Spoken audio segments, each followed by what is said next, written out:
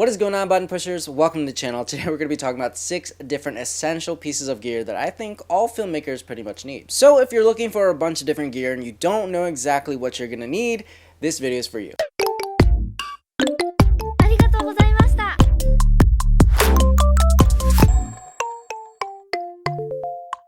If you guys are new to the channel, make sure you guys hit that subscribe button. My name is David, and today I'm going to give you guys a few different pieces of gear that can kind of help you take off from where you are as a filmmaker. Now, these pieces of gear are essential when it comes down to pretty much any shoot, and I really make sure that I have these with me when I go out to shoot pretty much anything. So before we get started, drop me a comment below, let me know what is your favorite piece of gear that you own, and from there let's just jump straight into the video. Now, I say this in pretty much every single video that I talk about gear and what's most important, but lighting is probably the most important piece of gear when it comes down to pretty much anything, because good lighting can make any camera look good, whether it's your iPhone, whether it's a point and shoot, whether it's just this measly T2i from Canon. But on top of that, buying the light itself is just not good enough. I mean, yes, you can, but having a diffuser changes things completely. The lantern, the light dome, or the Fresnel. They make it really easy to give a soft look to my lighting, and it makes it pretty much easier for me to work with 1 or 2 lights rather than having a bunch of beaming lights and have to have up scrims and all this stuff. The domes and the lanterns really help. However, if you can't afford a diffuser, any lighting is going to make a difference. Just be careful with those shadows. Next thing you're going to want is a field monitor. Now, technically, this isn't too essential because sometimes I do without a field monitor, but a field monitor definitely helps you get your shot. It helps with framing, it helps with everything. Rather than looking at that tiny 2 to 3 inch LCD screen on your camera, you're gonna have a field monitor, and this could be 5 or 7 inches, and that really makes a difference when it comes to viewing your monitor. There are times when, like even on the Komodo, if you're using the screen on the camera, it's super hard to tell what's in focus, or what is exactly in the frame, or just having to see things better. The field monitor is definitely going to help you. There's not too much to say about that. It's pretty straightforward. It's just to help you see better. It's just to help you be able to frame, be able to articulate the screen if you can't already on your camera, and just be able to know exactly what's happening in the frame. This next one's actually curated more towards music videos and filmmakers that do music videos, but a speaker. A speaker is a really good investment because most of the time the artist is not going to bring their own speaker. There have been countless times where we both show up, nobody has a speaker, and it's kind of awkward, so you gotta play music from your phone.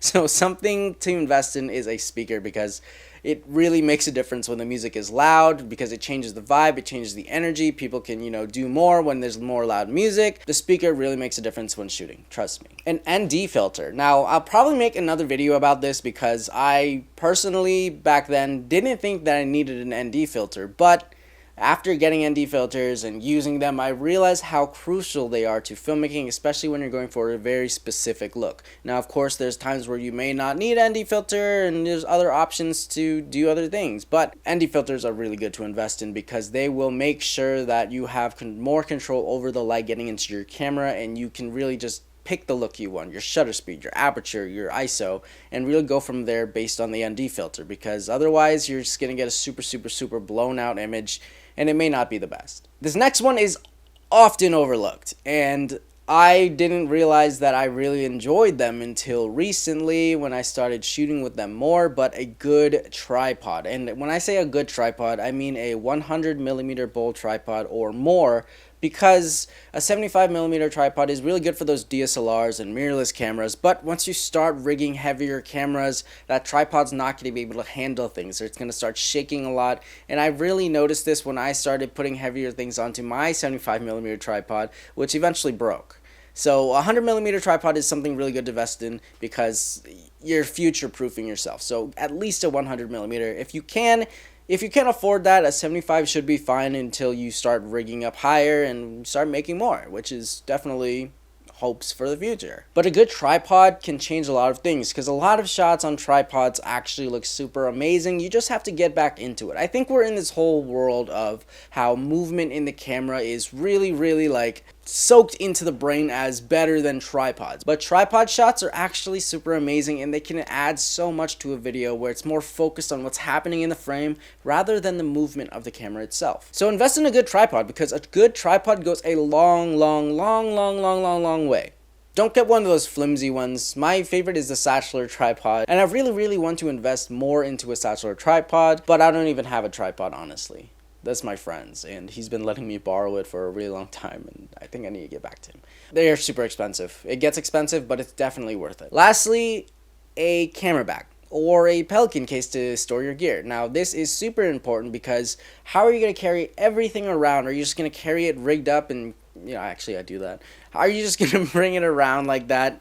Oftentimes, no. You really want to have somewhere you can organize things, put a bunch of different gear that you can pick and choose to kind of build up your camera here and there on set. So like if I wanted to bring like 3 or 4 lenses, I could put it in the camera bag and, some other things while carrying the camera rig already set up. The camera bag or the Pelican case changes a lot, and it organizes you on set so you're not, flustered and throwing things around. You're organized. Organization while on set means everything because it saves so much time. So make sure you have some way to organize, whether it's a camera bag, a Pelican case, or even a little plastic organizer for your cords. Anyways, that's all for today's video, guys. If you guys are interested in looking at any of the gear that I've listed below or want to see where to get a head start at some stuff, check out the link in the description below. I posted pretty much all of the gear that I use to do whatever it was that I told you. I'll also list some alternatives, some cheaper alternatives for those of you that are on a tighter budget, because I definitely understand a lot of you guys are out there on a tighter budget, but you want to get started. So I will link alternatives, 2 or 3 of each,